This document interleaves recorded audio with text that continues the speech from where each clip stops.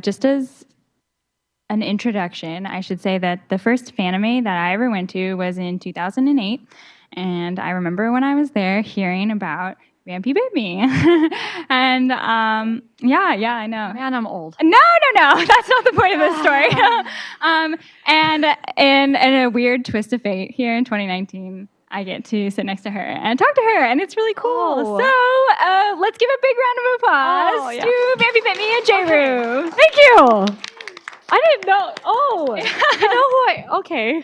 Yeah. That's news to me. So there you go. That's my story. Oh, awesome. I'm sure you all have your own story. You should have said hi. Well, I was a very nervous 12-year-old. So. Wow. Oh, I'm really old now. But how are you guys doing today? How's the con? What have you seen? The con. There's a lot of books. Yeah, More so, I think the event is crazy. I've never been to a library Comic-Con before. Yay. And this is a great library. I'm so excited to be here. There's a lot of kids. Thank So you. cute. All right, someone quote that. Put it on social media. Thank you. I will quote it. I will tweet it. Yes. So we just want to get started with both of you guys introducing yourselves to the crowd. You want to start?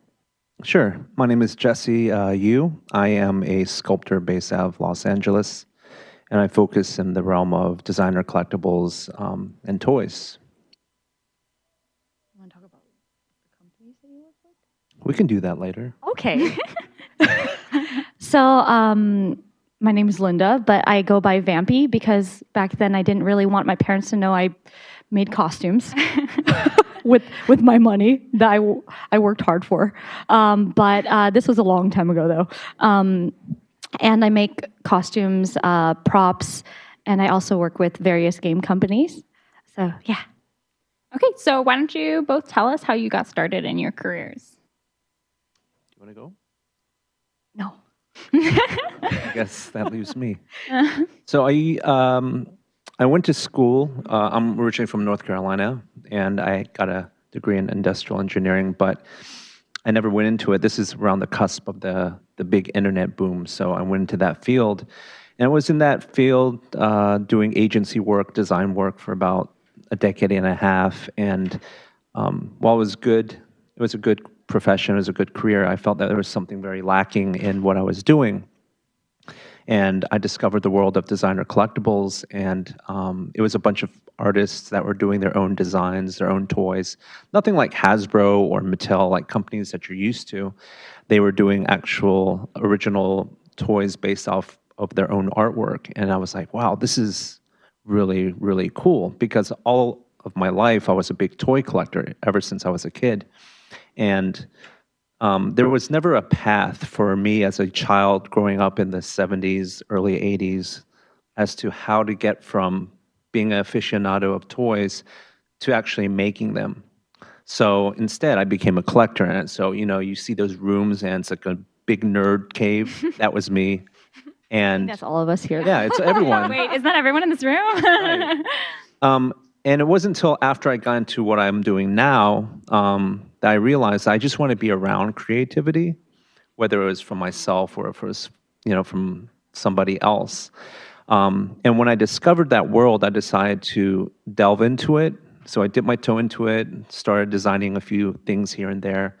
And eventually, I got noticed by galleries and companies that were interested in what I was doing with my particular style of work, which is Gothic, a little bit darker, kind of Baroque romantic style. And after I got a little bit of recognition from it, I decided to take the plunge and try my hand at it full time. And so I transitioned from my corporate career to being a full-time artist. And I've been doing that for about 10 years now, and still going strong, giving talks at libraries. That's the number one thing on your resume, isn't it? Exactly. That's pretty cool, actually. Cool. So nowadays, I'm a full-time artist, and I do gallery shows as well as design my own products with companies like Kid Robot, doing pitch work for people like Bandai, DC, Marvel, things like that. And yeah, it's a pretty fun gig, being creative all day, every day. You want to go ahead, Vampy? Linder? So just pretty much, I started cosplaying 20 years ago, a long time now, and I just really like making things because I think cosplay is just that, just being able to create as much as you want and as much as your money can let you do. Like I really believe that everyone that does cosplay kind of feels the same way as me. It's just a release of ways that we can express ourselves. And the person that did find me was I was doing photo shoots, and I was really against it. We can talk about more of that later, but I didn't really want to do photo shoots in the beginning. I just had a bunch of costumes, and my friends were like, you should do photo shoots someday. And I was like, I guess I'll take a picture. And then Kotobukiya founded me, and they put me in a book, my first photo shoot. And I was like, okay, that's a little bit odd for me, And then it launched a lot of my other stuff. But my background is styling, and I was a stylist. I did B-list, C-list movies. I did wig work for SF Opera House and things like that. So I did a lot of behind the scenes. And I wanted to do more of that. But then as my career kept on going and more opportunities kept on coming, I just left all that for my work now. Mm-hmm. So, yeah. Okay. So what was your career before this? What did you do before you? I ran an ad agency for about 16 years, and my focus was predictive analysis and business intelligence. What does that mean? No. It's a bunch of mumbo-jumbo salad mouth stuff. Well, it sounded like it. No. My focus is on creating just creative solutions for advertising and marketing. And so I was surrounded by the periphery of creativity, but it was fairly stifling because you're always at the behest of your client. Mm-hmm. And then there's also the hustle and grind of every day where you might land a client and then you'd be celebrating for a second, but then in the back of your mind, it's like, tomorrow I got to go out and find the client after that. So it's a never-ending type of cycle. Yeah. And you never really get to express yourself fully as an artist. Mm-hmm. So I think that was the catalyst for me wanting to go out on my own is, whatever I decide I want to make, mm-hmm. I'll just make it. And so it didn't help you prepare for this at all. It just projected you into what you want to do. Say it again? So it didn't prepare you at all, your past design work? Did it help you get to where you are in terms of design? Or was 100%. Okay.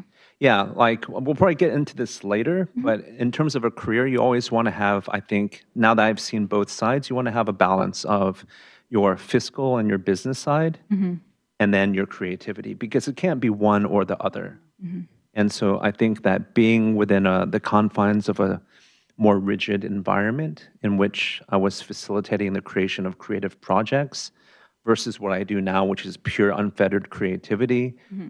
but someone still needs to say handle the books or go and procure new clients. Mm-hmm. Both experiences coalesced into one thing where now I can go out there and find the next gig, because I don't have a company, and neither does Linda, mm-hmm. where they go out and try to find gigs for us. We don't have management. We just manage everything ourselves. Exactly. Yeah. And Vampy, what did you do before this, and did it help you prepare for this career? Yes, most definitely. I already knew that I wanted to be creative all my life, and I think that I'm sure a lot of you guys feel this way, so if you're not creative, sometimes you feel like you're not as happy. Mm-hmm. If I'm not working with my hands doing something that's in the realm of creation, then I'm not as happy as I could be. So for me, styling and making people happy with, I guess, the way I style them, and it makes them feel good, that made me happy. So I was styling for about 5-6 years. And then I was doing hair at Paul Mitchell and Tony and Guy in London. I went to school in Japan as well for hairstyling. And I was like, I don't know if I want to do this forever. It's hair. It's awesome. But I wanted to actually connect with people with the fandom that I had. There's only so much hair. Yeah. It's only so much hair and wigs, Yeah. Like, especially you're just like building a wig, you know, Yeah. or building a costume or figuring things out. But for me, I wanted to connect to people like how we're doing today. And I think that's what's amazing about cosplay, because I make friends, you know, through cosplay. So Our table is tipping a little bit. I know. I was like, be careful. but yeah, it did help me prepare for, you know, the long nights that I don't sleep. Yeah, for sure. Okay, so tell us more about being a freelancer, and what does it mean, and how could someone become a freelancer? Well, first of all, being a freelancer means that you have a specialized skill in which you're responsible for the facilitation of your own career. Like you go out and you have a different boss with every job. You're basically going out and finding projects daily, weekly, monthly, depending. And so in my previous career as a graphic designer, it could be something as simple as like, hey, I need a logo design, or we need a landing page for a website, or we need a banner ad done. And there'd be small projects, maybe a day or less. Then you would have long-term projects where like we need a CMS, where we need to develop an entire management system for our website on the back end, or we need a campaign for this new product that we're putting out. But nonetheless, it's like being a freelancer means that you need to go out and figure out how to get these jobs. And both Linda and myself, even though we're in disparate creative fields, where she does costuming and prop building, I'm a sculptor and I do toys and design, we still have the shared same type of processes that we have to go through, where we have to find the companies that would like to work with us with our specialized skill constantly. I've been doing like a freelance for 12 years now, and I had to learn everything because they don't teach you how to, you know, do spreadsheets, you know, and all that stuff, or figure out how much things cost. You know, they're like, okay, can you just give us a ballpark of, you know, how much this costs, and do you pay yourself? You oftentimes say, you know, for example, if you're making a costume for a company, people forget to pay themselves for their time. Yeah, value of your and I learned a huge lesson where I lost everything. So I was like, I worked for free? You know, I just paid for fabric then, you know? So I had to learn everything. So I think that being able to have friends that delved in business, and I did actually learn quite a bit from Jesse too about paying myself, because I didn't pay myself before. And can you actually talk about paying yourself? What does that mean? Because a lot of people don't know this. Well, I mean, how many of you guys work in more of a conventional environment, like an office or like, you know, something like that? Or you might even work from home, but you still have a more rigid structure, right? I always joke around that people that are in the creative field or that work for themselves, we buy the paper clips. Because if you work, like, say, here at the library, if you need a paper clip, you go to the supply room, you grab the paper clip from a box, go back to your desk, and then you got your paper clip. But for us, if we need that paper clip and we don't have it, we have to get dressed, get in the car, go to Office Depot, get the paper clip ourselves. Can't just buy one paper clip. We had to buy the whole thing online, right? Yeah. And we're so prescient, they're so aware of every expense that we have. Yeah. And so, you know, when it comes to like expenses like that, when you're aware of them, it makes you work smarter, rather than just think that somewhere along the line, someone will pick up the slack for you. And you learn really quickly if you're not making anything. Yeah. You know, you're just like, I'm broke again? What? And this was like 10 years ago. I was like, I thought I did good with my paycheck. And I'll be like, hold on, I didn't do good. Because it's like the end of gone. You know, so I had to learn like how to pay myself, which is add in the hours I put in. Yeah. And then we also have to do consultation now for companies because they don't understand that part. Because a lot of times, especially with Japanese companies, which I work with Japanese and Korean companies the most, they don't understand creative sides as much. So you have to educate constantly. And it's not them being rude, they don't know. Yeah. You have to be an advocate for yourself in this environment. You have to educate as well when you're going to these meetings because they're like, why do you deserve that? It's just a costume. But it's not. It's labor. It's time. It's marketing now, too. So it's a lot of things. Creativity seems like it's always on the bottom of the totem pole when it comes to things. But there's still associated costs with it, especially with what we do. It's very not only labor intensive, but material intensive. There are like additional ancillary costs like shipping. Like just for instance, last week was New York Comic Con. I had to have a piece there. I was, working nonstop for a few weeks on this piece, and I went to FedEx, and I was like, okay, I need to ship this piece. It needs to be in New York by tomorrow. This is the size, this is the weight. They measured it, they boxed it up for me, and then they told me my cost. It was like $910. Oh my gosh. Yeah. So you had to like figure out costs, like But- how much you can sell it for, how much do you deserve for that piece, and you can easily be broke. That's it's really quick. Yeah, it could be the most beautiful piece, but if you don't plan ahead, like for me, could I have started a month earlier? Sure, but I had other projects going on at the same time, so I was juggling a bunch of projects, and so at the end of the day, I was like, I'm willing to take that hit on the shipping because I know this piece is going to be a 5 or 6 multiple on that, and when it sells, I'll be able to recoup the cost of the shipping. Well, besides that, we just have to be our own managers. Yeah. Yeah. Well, I say Yeah. recouping the cost too. That's something that comes with time Yeah. as well. It's something that you learn that you will be able to recoup that cost. Right. Did you have any tips for people in the audience that would be interested in freelance work? Actually, like it's usually this time where I think it's more beneficial for the people to ask specific questions. Yeah, they can ask anything really. Because sometimes, like for me, I'll get 3 different jobs a month, sometimes 4, and I had to balance the books. Yeah. And then now I started doing project management for companies. So they'll give me a project, they'll give me how much they want, because they'll just have me do everything. Yeah. Because they're like, you know how to do it. So hire people for me. So between both of us, you do project management for Kid Robot as well. So we can answer any questions about like getting into toy business, like, or just working with like various companies, things like that. Because essentially, as a creative freelancer, you're running your own P&L, your own profit and loss, and so you have a budget and it's how much you're going to make or how much you're going to lose. At the same time, trying to balance that out with what your creative endeavors are, that you want to bring forth. So there is a very practical side of things. I think a lot of young creatives these days focus on the technical, Yes. where they go on YouTube and they see these tutorials and it's beautiful Photoshop coloring work and it looks accomplished. But there's some things that come along with that in terms of the art of business. Yeah. Where you have to sell it. How do you engage? How do you write a cover letter? How do you do a proposal? Like if Marvel sends out an RFP, basically I need to respond to that in a way that can be ingested by Marvel, and it can go up the chain of command and they can decide whether or not my design is worth it. I'll tell you right now, that design won't be seen until 2 or 3 layers after, right? And a lot of young people don't understand that process, and so they focus on, oh, is this gradient beautiful? Is this brush stroke really nice?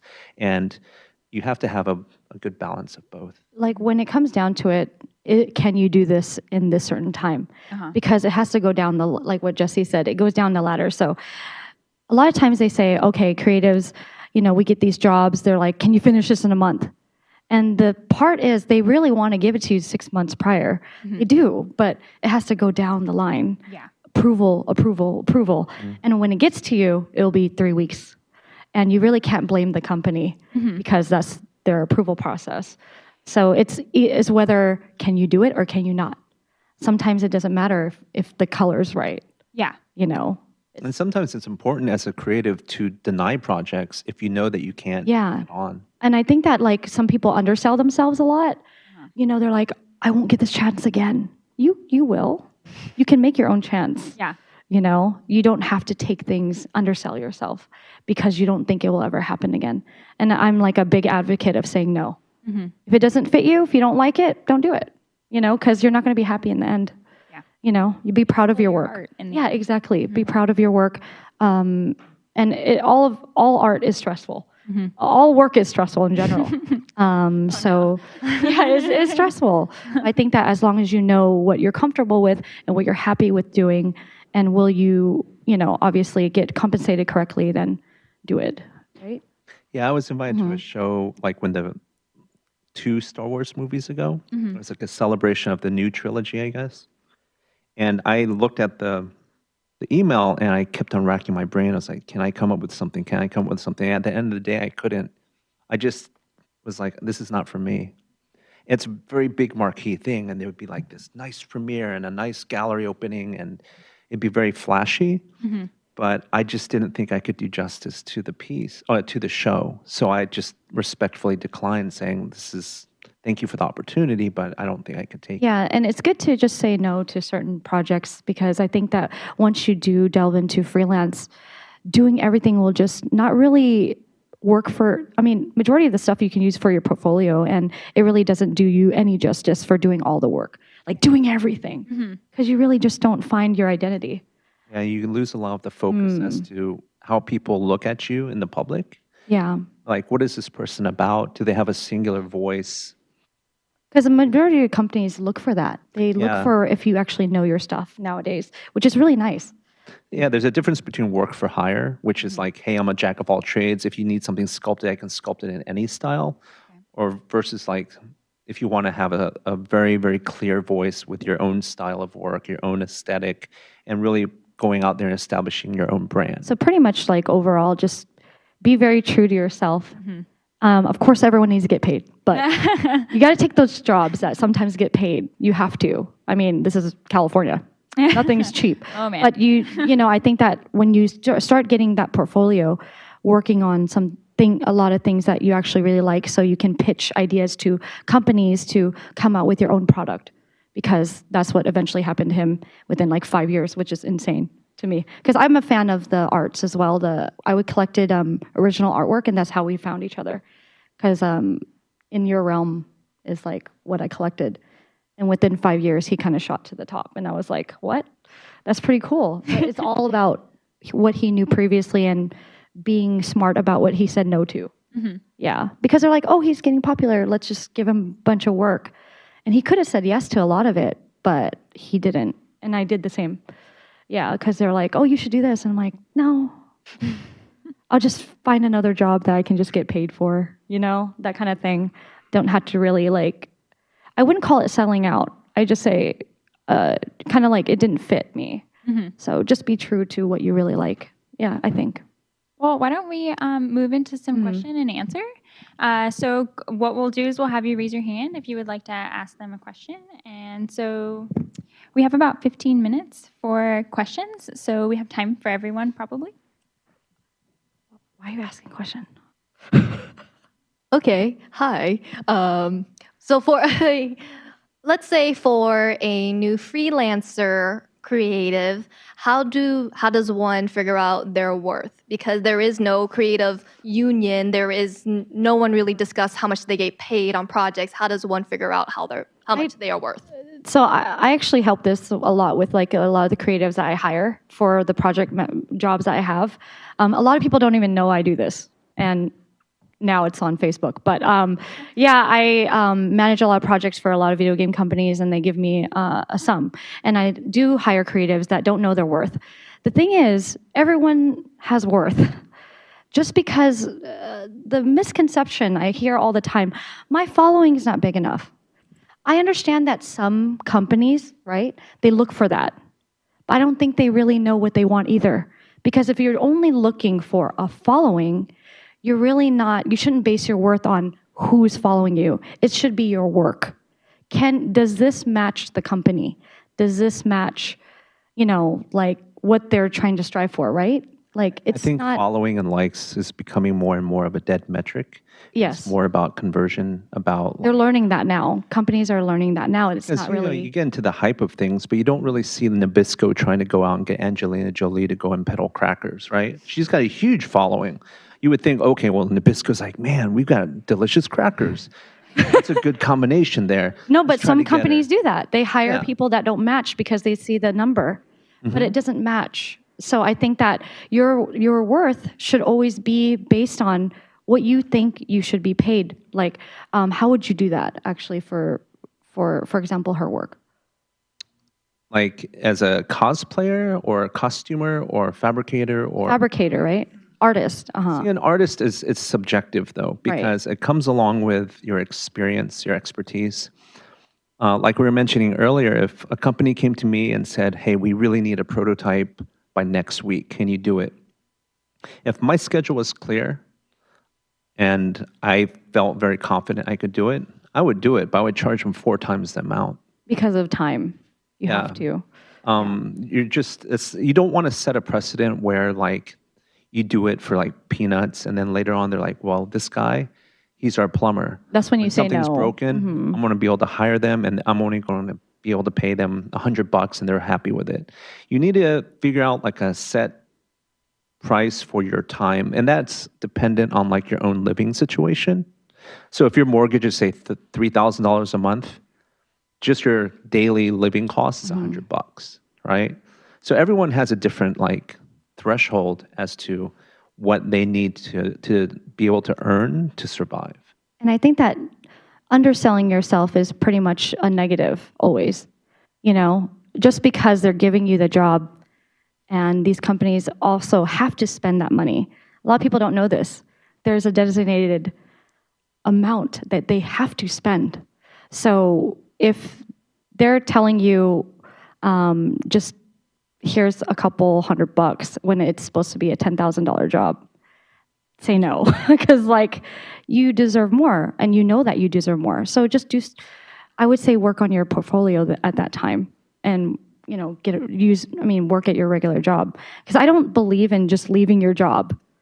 I never believe in like just leaving your job for art. That's like a dream thing, kind I of. feel like this type of question Yeah. often comes from people that want to transition and don't Really want to quickly. settle like Yeah. their day job and then what I is. think it's great to have a day job and then do art. But you have to think very hard before you go from being a hobbyist to like proclaiming yourself as being a professional, because there are some standards that come from, like you would never call someone that just hobbies in being a doctor, right? Yeah. Like, hey, I read a book the other night. I kind of know how to fix this spleen. I kind of know. But no, you want the person that you hire as the person on the other end to be very confident in your work. Yeah. So if someone comes to Linda and is like, hey, we need this costume, she's like, I got it. I know exactly what needs to be done. Or know who to hire, Right. for that, because I'm just one person, But I think that knowing your worth based on like your living situation, your experience, and what you can bring to the table, like legitimate things, can you finish on time? Will it stress you out too much for the price? It's not worth it, So I think you had to weigh out a lot of things. Other thing is like, you guys are familiar with Banksy or Cause or like, Damien Hirst, some of these big artists. I don't even know how they price their stuff out. It's almost like the market dictates like their popularity or their worth, depending on the frequency of how much work they produce, whether or not it's notorious. There's like some unknown factors there. And so there's no way that you can really price a piece of true creative output in a way that's going to be commensurate with what, For cosplay, it's a little bit easier Yeah. because of materials and time. But I would probably say $15 to $20 an hour would be, depending, could be $10 an hour, what you want to pay yourself, and then multiply that, because labor is always more expensive than materials, because materials are like sometimes $300 or $200 to $700, depending on what costume it is. But see how many hours you think it's going to take, and then, multiply that by how much you want to pay yourself, and then that should be the price. That's why I tell my artists to charge. Does that answer your question? That was really long. Did we have another question?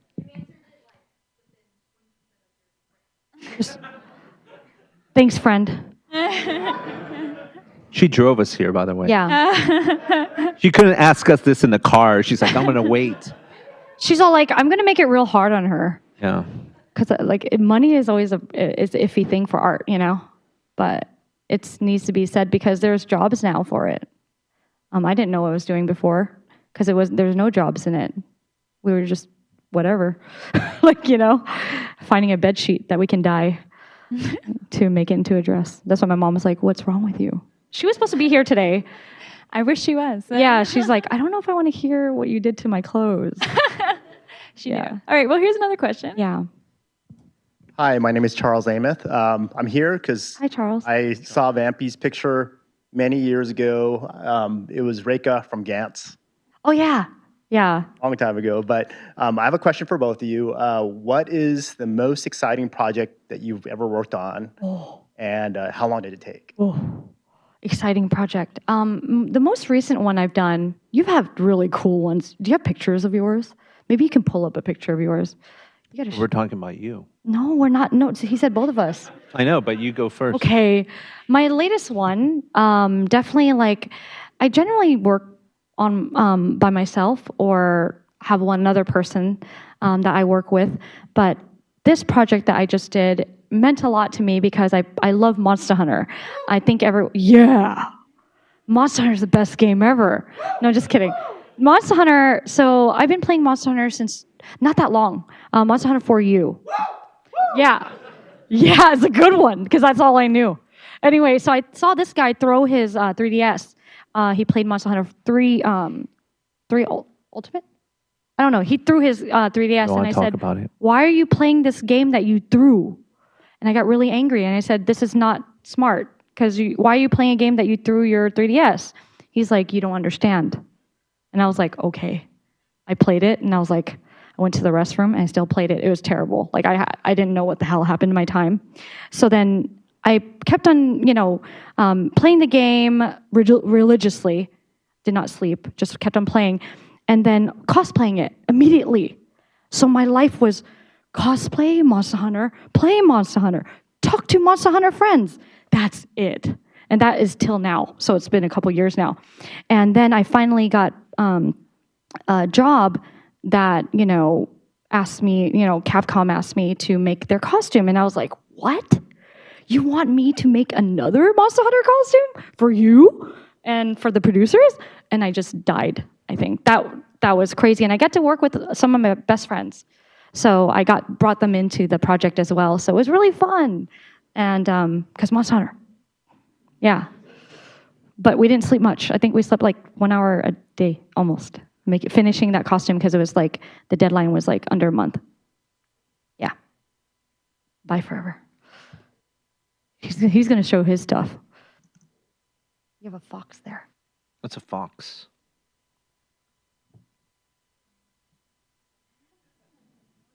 Because when you get to a point where you're working alone all the time, you want to eventually work with your friends. So being able to work with a team is the most rewarding thing for me. I think working with like-minded people because it's just that energy, So I think that's the most enjoyable because you can make your own stuff, but it's cool when you kind of root each other on. I think that's really fun. The screen's going to move up, and then it'll come back down, just so you know.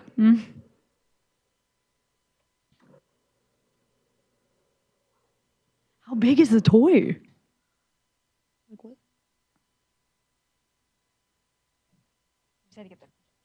Oh, I see.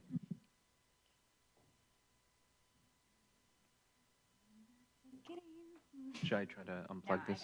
I didn't put the connection in. Okay. Okay, but yeah. Maybe you talk about before you show it.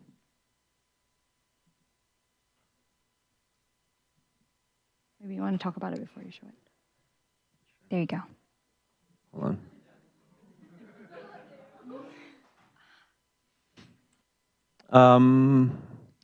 When I used to be a collector, there was this company called Kid Robot, and they created these things called dunnies, which is this rabbit shape you see. And the thing I liked about the shape wasn't the rabbit, actually. It was the idea that a lot of artists could do their own take on the same object, but yet each design would be so different from each other that I just found it very, very interesting. And this is back in 2006, 2005. I was like, man, that'd be so rad to do.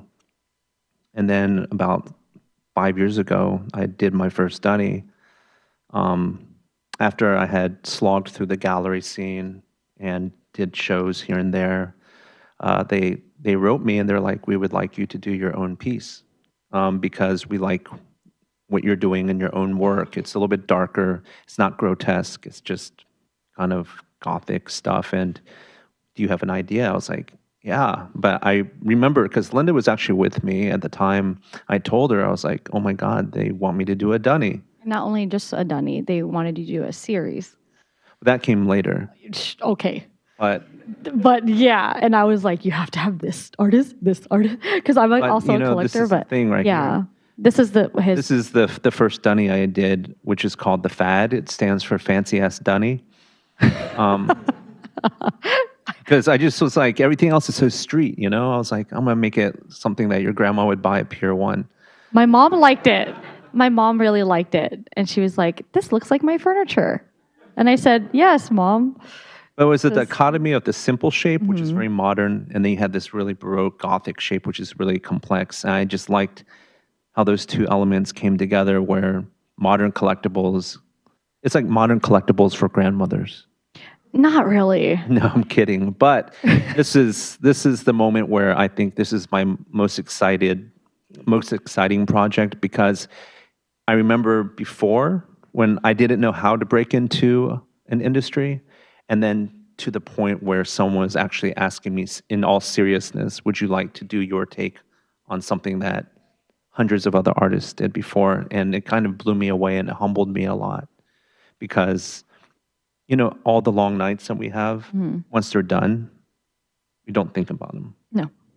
But while you're in the thick of it, it sucks. Yeah. I don't want to talk about it. Yeah. It's not a lot of sleep. But to get to this point where someone would ask, all the hard work, all the blood, sweat, and tears just melts away, and you're just like, I got there, Yeah. And I think that's the most important thing, is to not give up. A lot of times you feel so alone when you're working, and you are alone a lot of times, and you're just like, why am I doing this? And you kind of like have this existential crisis, and you're just like, what?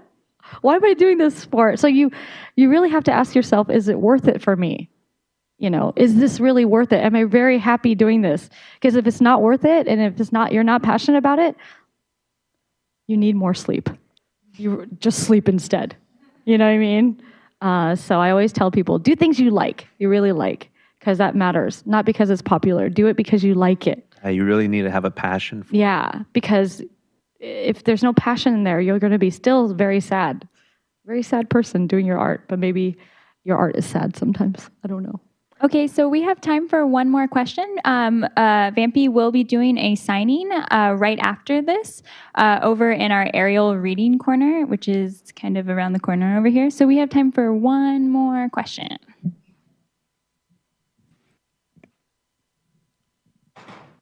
All right, so, it sounds like it might be kind of unpleasant memories, but I wanted to know, what was your, very early experience with, that marketing, that breaking into the industry? What kind of things did you do to get seen at the very start? What did we do? I think that for me, when I first started doing photo shoots, which I was super against, I really hated my. I think it started in MySpace, where I blocked everyone from seeing me, because I was like, no, I was an edgelord. So I was like, no, you can't see my page. You can't figure me out. I was super like that. I don't know why I was like that. I don't know. But my friend was like, you need to start doing photos because you have cool stuff. And I was like, I guess. So I did my photo shoot, and then I started seeing more people that I thought wouldn't understand me on the internet.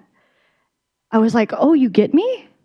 This is crazy. And I got addicted to that feeling of feeling happiness in a common, passion. So I think that's when I knew. It wasn't a big monumental thing. It was just that feeling I had where someone understood my, obsession with Gunpla. You collect too? You can't stop buying things. You have a collection that you should be finishing. You should be building instead of just buying a bunch of more stuff. So that was addicting for me. That's when I knew. That was like 2008. I was like, I'm going to keep on doing this because it's addicting to meet the same kind of people. Because for a long time in the 80s, you just had yourself and your brother or siblings, and they're just like, annoying. So it's like that. So yeah. When I first started, I knew that I just needed to have a thick skin. I came from an industry where you had to have a thick skin. Like I would do comps for clients, and they would just be like, no, no, no, no, no. And I would be like 4 hours, 17 hours, 13 hours in my head. I'd be like, this is what I spent on them. And this guy across the table is like, nope, nope, nope, nope. And This you one's spent like okay. 30 hours. Right. And this is all on spec, meaning you're not getting paid for it. It's just like you're pitching them. So after I went into my own career, I was like, I'm not going to have that happen. I'm going to go out and try to get mine, meaning I'm going to contact every gallery owner. I'm going to contact every company. I'm going to do this stuff even if no one ever sees it. Because if I really want this, then one, I need to hone my skill.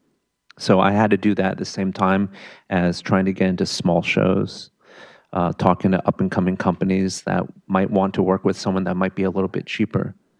And that's the thing. It's like, it might sound funny, but my personal motto is I'm not for everyone. And I think that's important for a lot of people to realize that. Like, you might not like this, and guess what? I don't really care. Not in a bad way, meaning like if you don't like it, it's okay. And I don't need you to like it. But for the people that actually do like it, then we might have a connection. I think that's the most important thing overall, if you're happy doing your art. If you're not, then, you know, who are you trying to please? At the end of the day, you go to sleep with yourself. You know, you have to live with yourself. So if you're not happy, then I think that the ultimate thing is asking yourself every day, does this make me happy? Is your motivation for doing what you think you want to do true? Yeah. And I don't think a lot of people actually say it these days. It's No, just they like, you know how to do it technically. Like, I see this all the time, like, when people are online, they're like, oh, I got a lot of likes, that's great. But were you happy with your work? Likes don't buy bread. They're just there. It's good for the bank of ego, but I could get 10,000 likes from the general public. And you're still I'd rather get one like from a company that will hire me next week. Yeah, or just if you're happy with your work. If you're not happy with your work, and a lot of people like it, deep down you're like, this is not 100%. It doesn't mean anything. So if you take anything away from this panel, it's just do things that you like and work really hard. You know, be true to yourself. And you always hear it, but at the end of the day, if you're truly trying to go into a business, it's tough. Like, no one from a big company is just all of a sudden going to trape through Artist Alley at some con and be like, you know what, you're the next big star. And you're doing beautiful work. It's not that it's not accomplished. It's that you need to frame what you're doing in a way that is professional, that's in a package, and go for it yourself. Be proactive. Go out there, write the companies. What do I need to do in order to get this done? How do I get into your system? How do I get on your radar? Write them. That's what the business cards are for. And if you don't, then you're not going to get discovered, you know? I mean, it could happen, but it's very rare. So as long as you have the good frame of mind in that sense, you can go out there and do whatever you want. Okay, can we get a round of applause for Vampy and Jesse? Thank you. Thanks so much for listening to us ramble. Linda's going to be scribbling on stuff now. Okay, so if we could have you remain seated, we're going to have Vampy go to her signing right now, and she's going to get escorted. All righty. You guys want to come in? Okay, he has that. Yeah. All right, and ready, steady? And then if you would like to attend Vampy's signing, we're going to have you exit through this door. Please remain seated for just a couple more seconds. I'm here for you. Oh. I can't walk by myself. What's going on? We want to make sure Vampy gets to her signing safely. Am I getting escorted? Yes. Oh, that's a library. Cool. And one last time, let's get a round of applause for Jesse and Vampy. Thank you so much. Thank you for coming. Oh, look at you.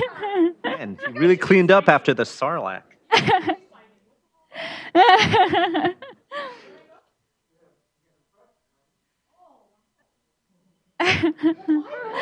All right. See you, Jesse, or whatever. All right, if you are interested in Vampy's signing, we can have you please walk safely over to this door, and we will release you, the horde.